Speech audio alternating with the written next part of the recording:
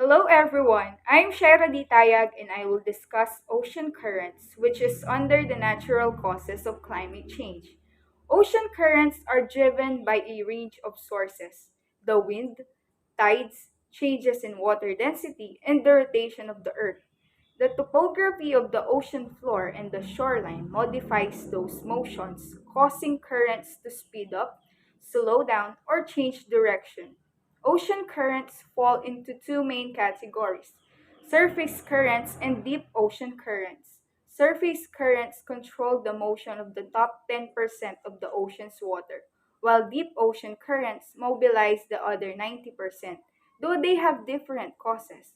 Surface and deep ocean currents influence each other in an intricate dance that keeps the entire ocean moving.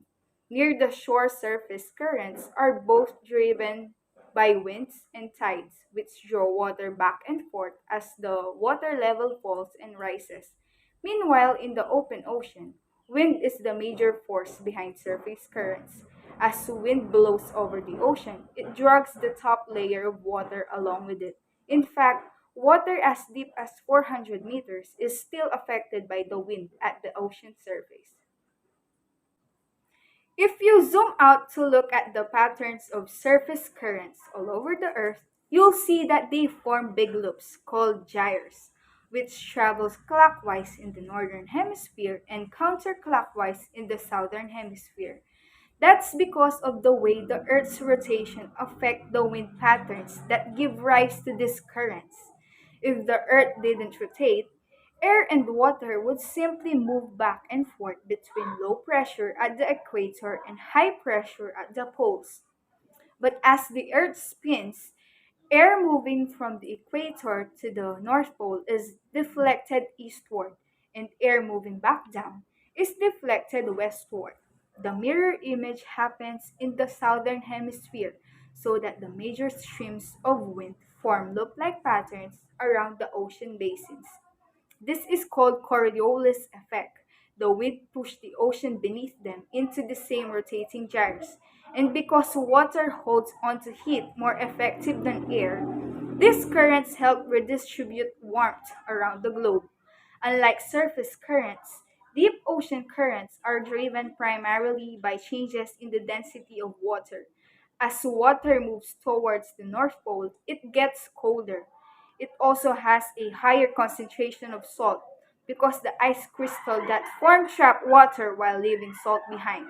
This called salty water is more dense, so it sinks, and warmer surface water takes its place, setting up a vertical current called thermohaline circulation. Thermohaline circulation of deep water and wind-driven surface currents combine to form a winding loop called the global conveyor belt. The global conveyor belt is the longest current in the world, snaking all around the globe. But it only moves a few centimeters per second. It could take a drop of water 1,000 years to make the full trip. The global conveyor belt includes both surface and deep ocean currents that circulates the globe in 1,000-year cycle.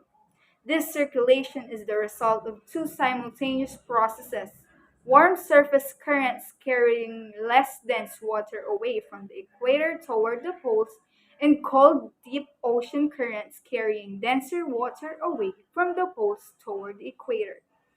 The ocean's global circulation system plays a key role in distributing heat energy, regulating weather and climate, and cycling vital nutrients and gases. And that's it for my part, guys.